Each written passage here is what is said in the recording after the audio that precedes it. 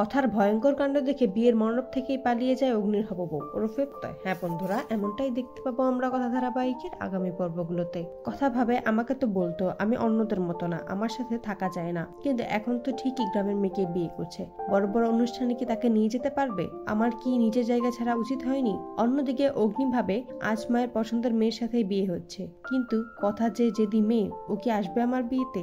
সঞ্চিতা তখন আসে, এসে বলে ছেলের গায়ে ছোঁয়ানো হলুদ তো এবার মেয়ের বাড়ি নিয়ে যেতে হবে, কিন্তু কে নিয়ে যাবে আর কিভাবেই বা ওর গায়ে হলুদ লাগানো হবে? ও যদি সবটাই বুঝে ফেলে?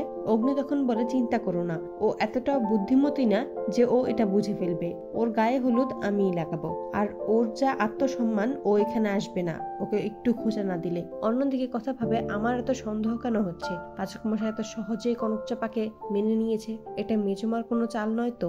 অগ্নি ছদ্মবেশে গোবরডাঙ্গায় চলে আসে, কথাকে বলে তোকে দেখে মনে হচ্ছে তোর মনে অশান্তি। কথা বলে আমার বরের আবার অন্য জায়গায় বিয়ে হচ্ছে। অগ্নি বলে কোনো বউ তার স্বামীর বিয়ে মানতে পারে না। এ বলেই সুযোগ বুঝে কথার কপালে হলুদ লাগিয়ে দেয় আর বলে তোর মাঝে আগুন আছে, যা তুই আগুন জ্বালিয়ে দে, এই বিয়ে হতে দিস না। অন্যদিকে অঙ্কিত প্রত্যয়ের কথাতেই জুনিয়র ঋতু আসে কথার কাছে, এসে বলে জানিস অগ্নিদার কনকচাপার এই কদিনে বেশ ভাব হয়েছে, তোর কথা একটুও মনে করে না, তোর রেসিপিগুলো রান্না করে খাওয়ায়। কথাকে খোঁজা দিতে থাকে যেন অগ্নির বিয়েতে যায়, কিন্তু তবুও কথা যেতে রাজি হয় না। তখন বলে তুই চাস অগ্নিদার অন্য কোথাও বিয়ে হয়ে যাক, যা শুনে একটু কষ্ট পায় কথা, আর ক্ষিপ্ত হয়ে যায় কনকচাপার উপরে। আসবুটে নিয়ে এসে বলে সকালে বাবাজিও আমাকে বলেছিল যেন নিজের জায়গা না ছাড়ি। ঘুঘু বাড়িতে এসেছে বলে বউ কোথায়, আমি তাকে দেখতে চাই। কথার এই ভয়ঙ্কর রূপ দেখেই পালিয়ে যায় অগ্নির হববউ। তো বন্ধুরা, তোমাদের কি মনে হয় কথার ভয়ঙ্কর রূপ দেখে কি সকল সত্যি বলে দেবে কথাকে, নাকি শেষ অবধি সকল নাটকটা চালিয়ে যেতে পারবে?